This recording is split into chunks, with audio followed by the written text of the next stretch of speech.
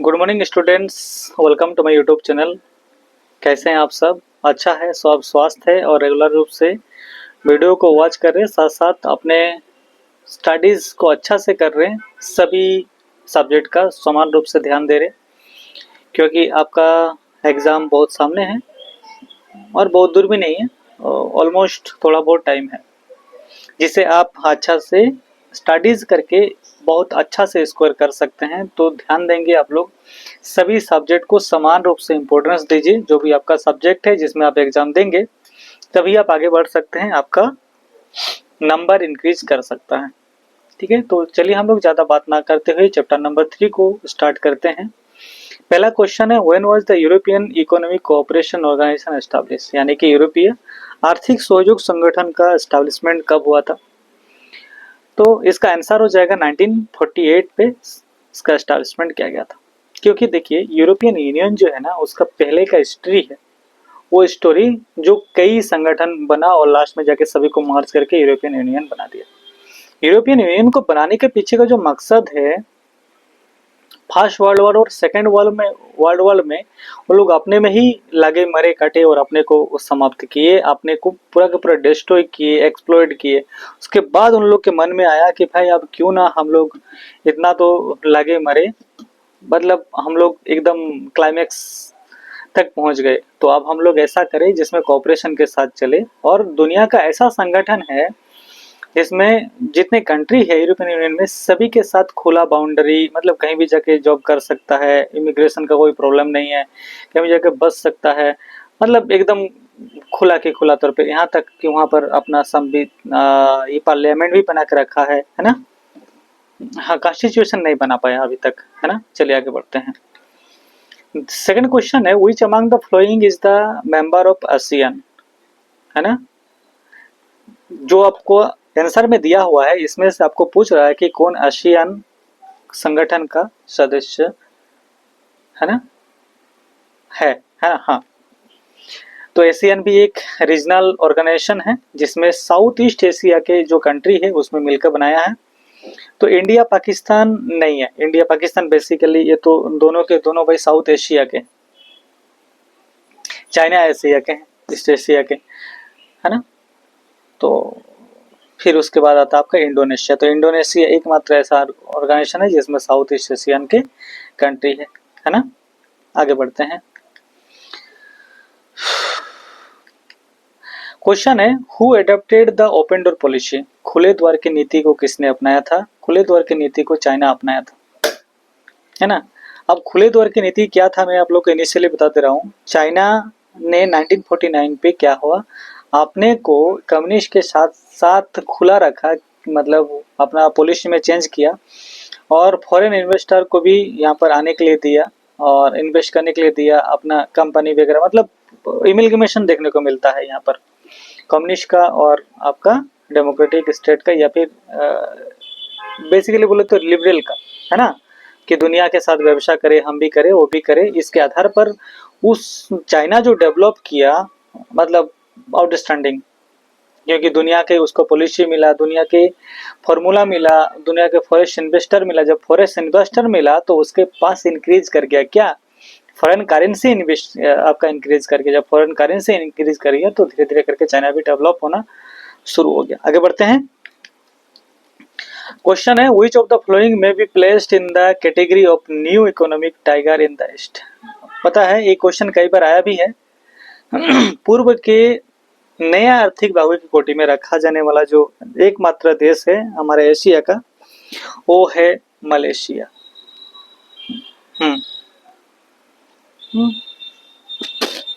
हाँ, पूर्वी के एकमात्र देश जिसको हम लोग आर्थिक भागों की कैटेगरी में रखते हैं, मलेशिया है।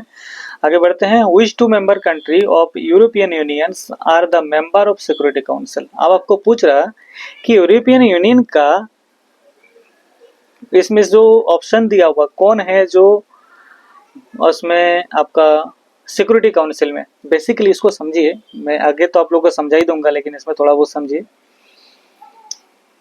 ठीक है। ये जो सिक्योरिटी काउंसिल है, इस सिक्योरिटी काउंसिल यूएनओ के सिक्योरिटी काउंसिल एक पार्ट है, मतलब मेन ऑर्गन है, जिसमें मेन ऑर्गन में से 6 ऑर्गन उसका एक है, जिसमें से क्या है परमानेंट मेंबर 5 है और टेम्पररी मेंबर प्रेजेंट में 10 है। अब ये 5 मेंबर ही तय करता है, मतलब कुछ भी इम्पोर्टेंट थिंग का दुनिया में होने वाला जो भी है ना, ये पांचों मेंबर का वोटिंग 2:3 कर 2:3 के रेशियो में वोटिंग होना जरूरी होता है। यानी कि अगर ऐसे हम लोग काउंट करें तो 15 में से 9 मेंबर का, जिसमें इंक्लूडिंग 5 मेंबर रहता है। अब ये पांचों के पास वीटो पावर रहता है कि कुछ भी मामलात अगर चल रहा है, केसेस चल रहा है, उसमें अगर किसी ने एक में नेगेटिव में आंसर दे दिया तो वहीं पर बिल समाप्त हो जाता है। जिसमें इसके बारे में अगर बात करें तो आज जो कश्मीर हमारे पास है ना, इसका बहुत बड़ा कारण है हमारा रासिया, क्योंकि इसमें से रासिया के पास क्या है, परमानेंट मेंबर में है। और जब भी बात जाके यूएनओ पे उठा, क्योंकि अमेरिका तो भाई पाकिस्तान के सपोर्टर में था और वो चाह रहा था कि वहां पर वोटिंग हो जाए, यानी कि जनमत संग्रह हो जाए। और अगर हम लोग बात करें कि उस टाइम 1947-48 की बात अगर करें तो उस टाइम इंडिया एथनिक कन्फ्लिक्ट चल रहा था, रीजनल कन्फ्लिक्ट चल रहा था, तो उस टाइम अगर वोटिंग होता तो जाहिर सी बात है कि ज्यादा से ज्यादा लोग पाकिस्तान को ही वोटिंग करते, क्योंकि वहाँ के राजा तो हिंदू थे, लेकिन वहाँ के आपका जो पॉपुलेशन था वो मोस्टली आपका 99% आपका मुस्लिम है, सॉरी 95% अब मुस्लिम ही थे, है ना। तो इसको रोक लगाने वाले हमारा राशिया थे, और राशिया हमारे आज तक भी ट्रेडिशनल फ्रेंड है, जो इससे बड़ा और कोई हमारे पास मित्र नहीं है, ठीक है। तो ब्रिटेन और फ्रांस एकमात्र देश है यूरोपियन यूनियन का जो आपका सिक्योरिटी काउंसिल में सम्मिलित है। अब देखो 5 में से 2 यूरोपियन यूनियन से ही है, लेकिन बात अगर करें तो अभी ब्रिटेन नहीं है, क्योंकि ब्रिटेन यूरोपियन यूनियन से बाहर निकल गया है ना। चलो मैं आप लोग इसको पहले इरेज करके दिखा देता हूँ, ठीक है।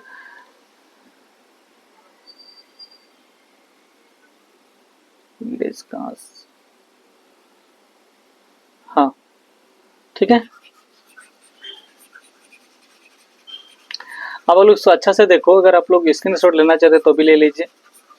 मैं आप लोगों को समझा देता हूं कि बेसिकली ये जो बाहर निकला कौन, ठीक है, ये ब्रेग्जिट के तहत ब्रिटेन बाहर निकल गया। अब ब्रिटेन उसमें नहीं है, किसमें नहीं है, यूरोपियन यूनियन में ब्रिटेन अब नहीं है। 2016 में ब्रिटेन की जो जनता थे, ब्रिटेन के जो स्टूडेंट थे, बहुत बड़ा रूप से आंदोलन कर दिया था कि ब्रिटेन तुम बाहर निकल जाओ। कहाँ से, यूरोपियन यूनियन से। इसी को बोलते हैं ब्रिटेन एग्जिट, जिसके आधार पर वोटिंग भी हुआ था। तो ब्रिटेन एग्जिट के पक्ष में 51.9% वोट मिला और 48.1 उसके आपका क्या बोलते हैं ना, ओपोजिशन पे वोट मिला। यानी कि ब्रेग्जिट का सपोर्टर में 51.9 लगभग 52% और उसको ओपोजिशन पे 48%। यानी कि जीता कौन, जो लोग उसका मांग कर रहे थे कि ब्रिटेन तुम यूरोपियन यूनियन से बाहर निकल जाओ। और मतलब इतना बड़ा वहां पर मूवमेंट हुआ कि वहां के जो प्राइम मिनिस्टर थे उनको भी वहां पर क्या करना पड़ा, उस टाइम पे उसको रिजाइन देना पड़ा। और ये चलते चलते अब थोड़ा टाइम लगा, क्योंकि कई सारा चीज वहां पर सम्मिलित होता है ना यूरोपियन यूनियन पे। बेसिकली मैं पहले ही बताया है ना कि उन लोग का फ्री मूवमेंट, फ्री वीजा कुछ भी नहीं था वहां पर। अलग से आपका ये बजट बनता है ना, ठीक है। तो उसको टाइम लग गया निकलते निकलते, तो फाइनली 31 जनवरी 2000 को ब्रिटेन बाहर निकल गया। इसका मेन रीजन क्या था, तो इमिग्रेशन का था। जैसे ये देश का नागरिक वो देश पे गया, उस देश का नागरिक इस देश पे आया और वहां पर अपना काम करना शुरू करते, जिसमें कई सारा उस देश ब्रिटेन के लोगों ने, क्योंकि ब्रिटेन डेवलप कंट्री है, तो उन लोग रियलाइज किया कि भाई हमसे आके हमारा अधिकार को छीन के लेके जा रहा। उसका दूसरी ये बात है कि सॉवरन यानी कि संप्रभुता की भी प्रॉब्लम था, है ना, क्योंकि अपना अपना देश ने संप्रभुता यूरोपियन यूनियन को सौंप दिया था, यूरोपियन यूनियन के ऑर्डर पे ही सब काम कर रहे थे। दूसरा है कि freedom from US, European union के लॉ से सब ब्रिटेन की जनता फ्रीडम चाह रहे थे, है ना। और जो बड़ा सा हिस्सा वो बजट के तौर पे देता था ब्रिटेन, उसमें भी आज़ादी चाह रहे थे। साथ में है कि वो एंड करना चाह रहे थे कि फ्री मूवमेंट को एंड करे, जैसे ब्रिटेन में भी आके कोई भी यूरोपियन कंट्रीज के लोग आके काम कर रहे है ना। और बेसिकली यूरोप ब्रिटेन के लोग तो ज़्यादा जा नहीं रहे, क्योंकि ब्रिटेन डेवलप कंट्री है। और डेवलप में है तो इन लोग मांग किया और स्टूडेंट ने इसको सफल रूप से संभव बनाया। आगे बढ़ते हैं।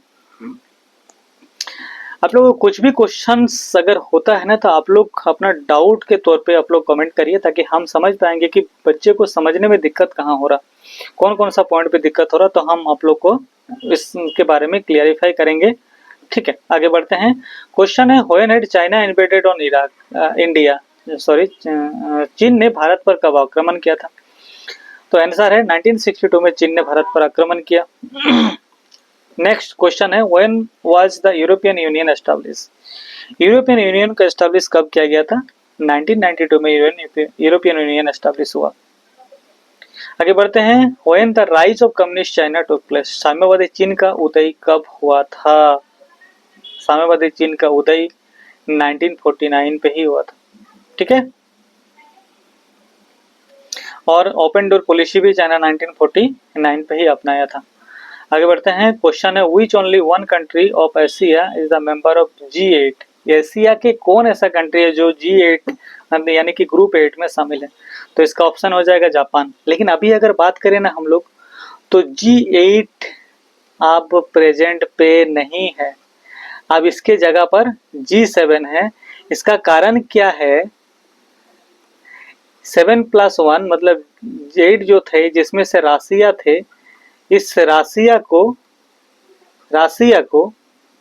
G8 से बाहर निकल दिया गया।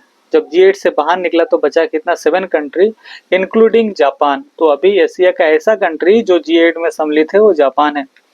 आगे बढ़ते हैं। When was the European economic community establish?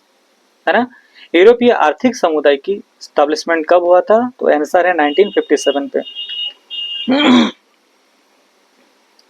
Question है, which of the following is not the member of Asian? Asian के कौन मेंबर नहीं है, जिसमें से इंडोनेशिया, फिलीपींस, सिंगापुर, श्रीलंका। आप लोग बताइए, अगर आप लोग मैप को ध्यान पे दे रहे तो श्रीलंका क्यों हो रहा? क्योंकि श्रीलंका भाई भारत के नीचे है, साउथ पे है, और ये सब साउथ ईस्ट के जो कंट्रीज है ये सब के सब है ना। तो वैसे भी अगर आप लोग मैप को थोड़ा सा भी एनालाइज करेंगे तो भी आप लोग को पता चलेगा कि कौन है। मतलब अगर हम लोग देखें मोटे तौर पे तो इंटर पे उतना हार्ड क्वेश्चन नहीं पूछता है ना। आगे बढ़ते हैं। How many stars are there in the flag of European Union? ये क्वेश्चन भी कई बार पूछा गया है।